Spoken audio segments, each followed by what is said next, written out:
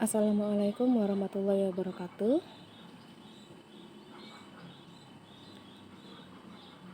Perkenalkan, nama saya Fitriani Wiwin Masuroh. Bu Guru mengajar materi tentang akuntansi dasar.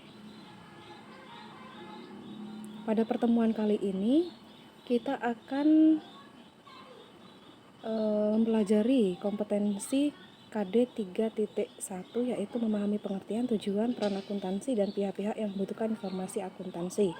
Submateri yang akan dipelajari pada KD 3.1 yaitu yang pertama, pengertian akuntansi, yang kedua, tujuan akuntansi, yang ketiga, peran akuntansi, dan yang terakhir adalah pihak yang membutuhkan informasi akuntansi.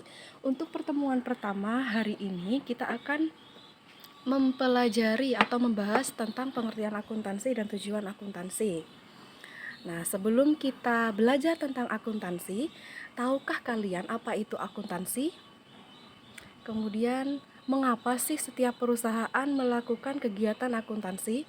Nah, itu akan kita bahas di pertemuan hari ini. Pertama yaitu pengertian akuntansi. Dari segi bahasa, akuntansi berasal dari kata kerja to account yang artinya memperhitungkan. Kemudian account sendiri diterjemahkan sebagai akun atau perkiraan. Dalam arti luas, akuntansi diartikan sebagai proses identifikasi, pengukuran, dan komunikasi dari informasi-informasi ekonomi untuk menghasilkan pertimbangan dan keputusan-keputusan dari pemakai informasi tersebut. Yang selanjutnya yaitu pengertian akuntansi menurut ahli. Di sini ada dua ahli. Yang pertama George A. McFarland dan yang kedua ada Sumarsono. Nah, menurut George, akuntansi merupakan seni pencatatan, penggolongan, penyajian, serta penafsiran secara sistematis dari kegiatan keuangan perusahaan atau perseorangan. Yang kedua, menurut Sumarsono, akuntansi adalah suatu disiplin yang menyediakan informasi penting sehingga memungkinkan adanya pelaksanaan dan penilaian jalannya perusahaan secara efisien. Nah, selain dari para ahli, pengertian akuntansi menurut lembaga akuntansi di sini ada dua, yaitu menurut ICPA. Yang pertama menurut AICPA atau American Institute Certified Public Accountants. Akuntansi merupakan seni mencatat, menggolongkan, dan meringkas transaksi dan kejadian yang bersifat keuangan dengan cara tertentu dan dalam bentuk satuan uang, serta menafsirkan hal-hal lainnya. Jadi menurut AICPA atau AICPA, akuntansi itu adalah seni. Tahu sendiri kan seni itu apa? Jadi seni itu adalah hasil kreativitas kita. Nah, bagaimana cara kita menggolongkan dan meringkas transaksi? Transaksi itu sendiri. Contoh, misalnya sebuah perusahaan melakukan suatu penjualan barang. Nah, di situ kan otomatis ada pencatatan. Pencatatan transaksi. Nah, transaksi itu adalah kegiatannya itu. Kegiatan menjual, kegiatan membeli itu adalah transaksi.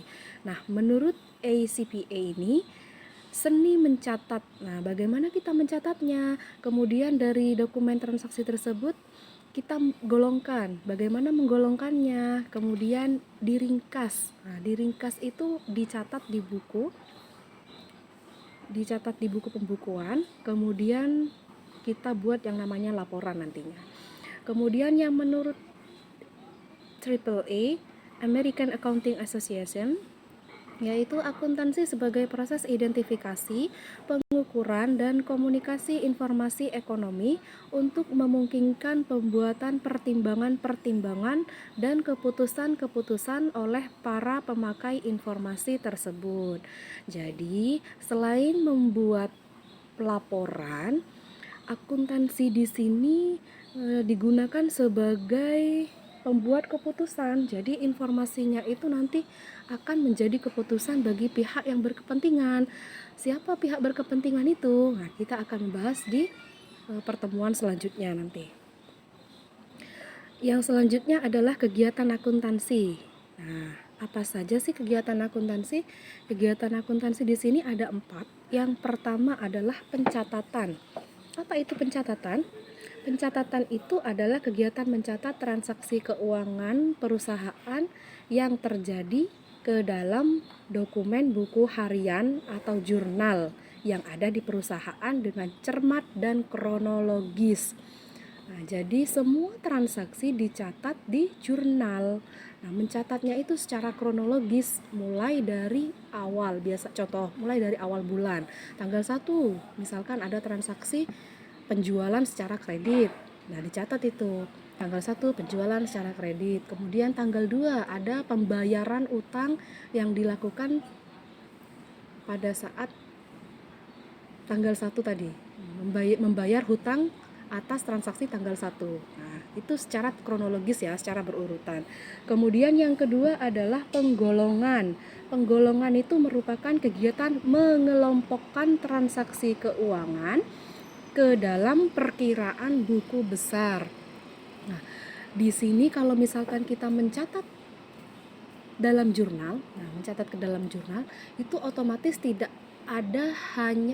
hanya satu akun perkiraan yang dimasukkan. Nah, contoh, kalau misalkan kita membeli barang secara kredit, otomatis kita dapat yang namanya barang. Kemudian, apakah kita mengeluarkan uang? Tidak. Kalau tidak mengeluarkan uang, namanya itu kan hutang. Jadi, pada saat mencatat pembelian secara kredit, itu kan jurnalnya pembelian di debit, kemudian yang kredit itu adalah hutang.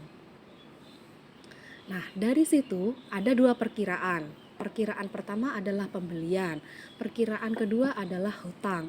Nah, 2 akun ini kan bersifat berbeda. Nah, kegiatan penggolongan di sini adalah menggolongkan berdasarkan akunnya. Misalkan tadi pembelian secara kredit, kita mencari di jurnal pembelian secara kredit terjadi dari tanggal berapa saja. Misalkan tanggal 1 pembelian secara kredit, kemudian tanggal 5 pembelian secara kredit, tanggal 9 ada pembelian lagi secara kredit. Nah, itu dimasukkan menjadi satu dalam akun di buku besar pembelian secara kredit. Kemudian contoh yang selanjutnya tadi pembelian dilakukan secara kredit, berarti kita pakai akun hutang. Nah, hutang itu kita cari di jurnal. Mulai dari tanggal 1 sampai tanggal 31 misalnya. Kita cari di situ jurnal. Jurnal dikelompokkan menjadi satu dalam akun jurnal di dalam buku besar. Yang selanjutnya adalah peringkasan.